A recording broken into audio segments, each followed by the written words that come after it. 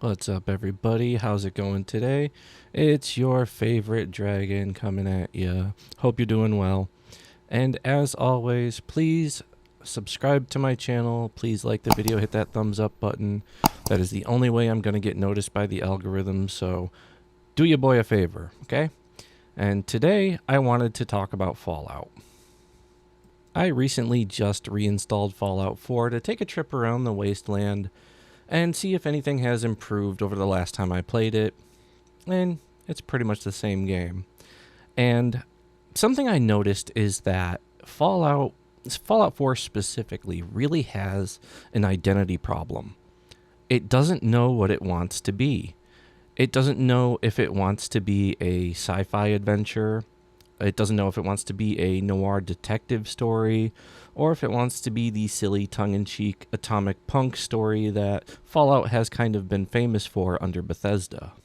So we're going to examine this a little bit. We're going to talk about it. We're going to do a thought experiment and see what we can do to remedy the situation and kind of set up our if I was doing it kind of scenario for Fallout 5. So let's start off with a quick kind of recap of things, just in case you need a refresher on Fallout 4. As most people know by now, Fallout 4 is the story of trying to find your son Sean, which was kidnapped from Vault 111. And the story takes a lot of twists and turns along the way, and this is what I said earlier when I said Fallout 4 doesn't know what it wants to be. The twists and turns that you take to find your son Sean dip into several different genres, dip into several different areas of fantasy storytelling. It goes from an atomic punk adventure, which, as I said before, Fallout has become known for under Bethesda, for this kind of quirky, goofy, kind of tongue-in-cheek sort of thing. Then it dips into a noir crime investigation, and when you do find your son Sean in the Institute, it turns into a future kind of sci-fi a la Flash Gordon kind of story. And it really breaks down the cohesiveness, and it really breaks down the what word am I looking for? Not suspension of disbelief, but a little bit of suspension of disbelief. But it takes you out of the world that you're supposed to be in. You know, throwing so many themes at you, it really takes you out of the story. And I think that is the heart of the problem of Fallout 4 and why so many people found the narrative to be lackluster, because it doesn't stick to one cohesive storytelling device. It tries to switch between multiple, and it leaves, it tries to satisfy everybody, and in trying to do that, it satisfies nobody. That kind of a situation.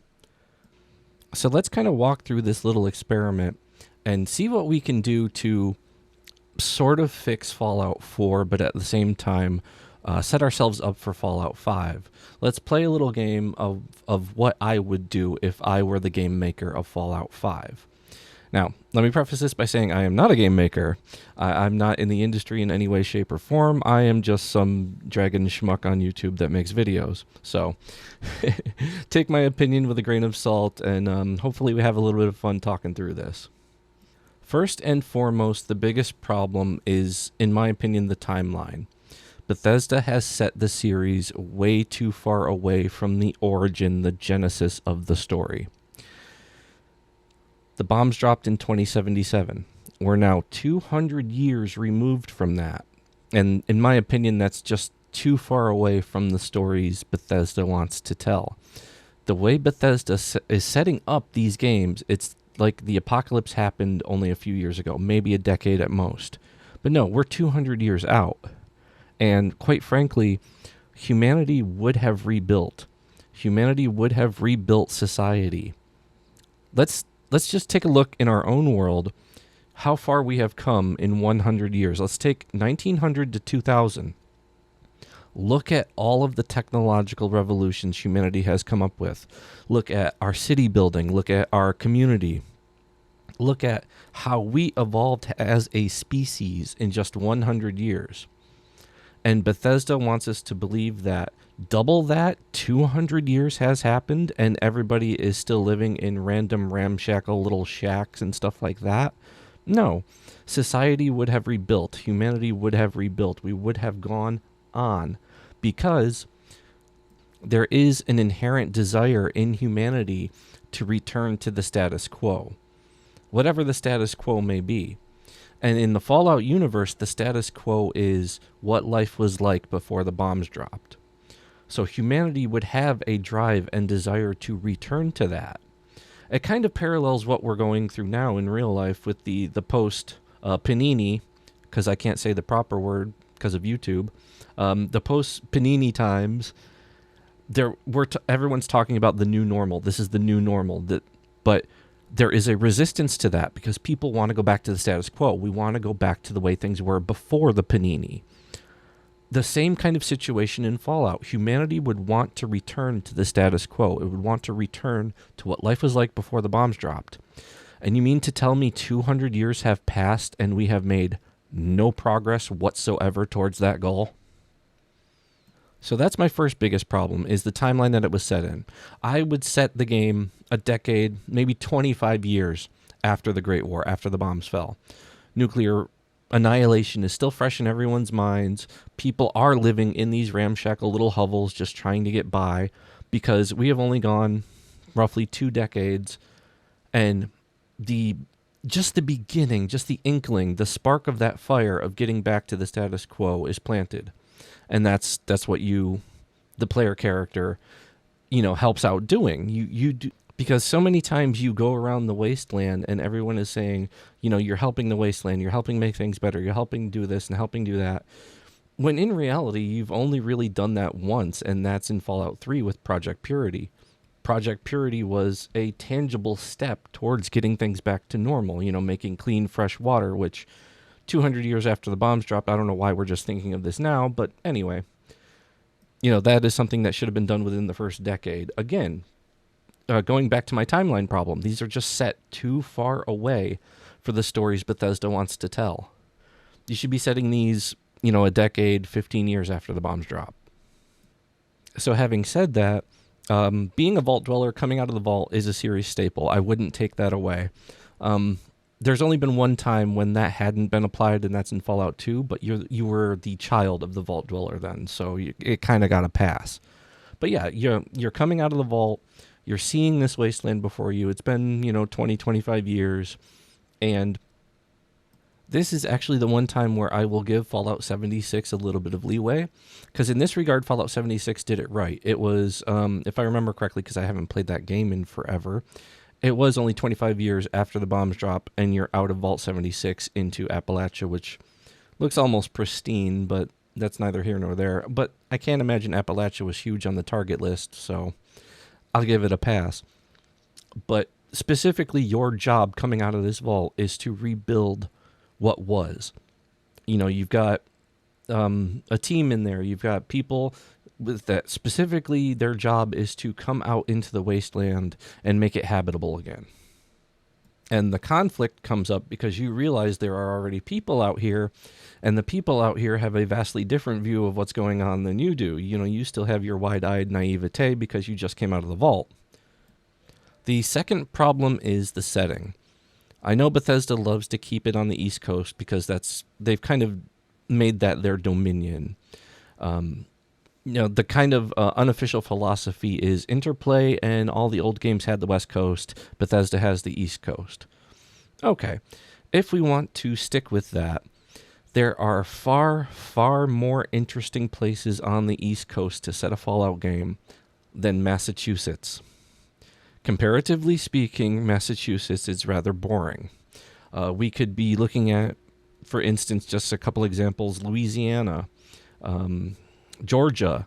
Fort Benning is in Georgia. That would be an interesting story to tell. What happened to the fort, after the bombs dropped. Just there are so many more interesting locations than Massachusetts. And I know why they did it. They wanted to expand upon the little breadcrumb that they dropped in Fallout 3 about the Institute. Which, okay, fair play, but that's really the only interesting thing in Massachusetts is MIT. Sorry to anybody who lives in Boston, but it's true. Your state's kind of boring. So I would definitely move it to some other more interesting location, with potentially more interesting stories to tell. The Fallout 4 harkened back to, the colonialism and the founding times, and now we're really, really reaching back into history. Just off the top of my head, potentially 600 years from the time Fallout 4 takes place. And people aren't really talking so much about things that happened 1,000 years ago. It just seems kind of silly to me to take something from our perspective in the real world, which happened a long, long time ago, and advance it 200 years into the future. No, it's a really, really long time ago. Why would anybody care? And let's remember the bombs dropped in 2077. So you mean to tell me that the greater Boston area has not changed in, let's see, 40 years from our own time, roughly? And given the fact that Fallout is set in a place where, this atomic punk kind of technology where everything is nuclear and it's radically advanced from our own technology, you mean to tell me that the greater Boston area has stayed architecturally relatively the same? No, it should have this retro futuristic kind of look to it, and it just doesn't. So, I mean, it kind of looks like if you walk down downtown Boston today. Drawing a very broad comparison, but it doesn't look like it would be 2077 Boston. So wherever we put it, I would update the location to have this kind of retro futuristic look. And to be fair, they get close to it in downtown Boston, but downtown Boston is a technical mess, graphically speaking, so... And those skyscrapers, you mean to tell me those skyscrapers wouldn't have been torn down to make new settlements, to make a new city? Again, all of this raw material just sitting around doing nothing. I can't believe that, humanity would just let that sit there. No, they would tear it down, they would build, we would see new cities. So that's kind of the overview of my problem with the setting and the timeline. It's set way too far into the future to tell the kind of story Bethesda wants to tell. And the setting is just, in my opinion, completely all wrong. Humanity would rebuild. We wouldn't be going through this, hollowed out husks of a wasteland. There would be productivity. There would be people building. There would be people working. Again, humanity would try to go back as much as possible to the status quo. So now let's talk about the inhabitants of the wasteland. Bethesda broke so much lore, broke so much canon, that it really infuriated the fan base in terms of the creatures and the inhabitants of the wasteland. So what I would do is I would get rid of everything that is familiar. I would get rid of the rad scorpions. I would get rid of the super mutants. I would get rid of anything that doesn't make sense to be on the East Coast. Because I live on the East Coast, and trust me, I have not seen a scorpion in my entire life, so they're just not here. And we know why super mutants are not on the East Coast, because specifically in Fallout lore, they were created on the West Coast. The Brotherhood of Steel being on the East Coast, okay, we can kind of fudge it and make that make sense. Not in the way Bethesda did it, but we can come up with something that makes sense. In fact, I think one of the other games already kind of taken my idea, is long-range communications were repaired. People can communicate with each other again coast to coast, so it could be just as simple as someone heard a radio broadcast and decided to start up their own Brotherhood chapter. That's just spitballing off the top of my head, and like I said, I think that was done in one of the games to justify it already. So I would get rid of all of the creatures that don't make sense being there, and I would come up with all new creatures to be in this irradiated wasteland, because that would make something fresh and new for the player. A lot of the burnout, a lot of the exhaustion people are getting with Fallout is because we have simply seen all this stuff before. This is just rehashing what we've done before. No, it's time for something new. It's time for something fresh. So the majority of the creatures that have no business being on the East Coast would go away, and all new irradiated monsters to go find and kill take their place.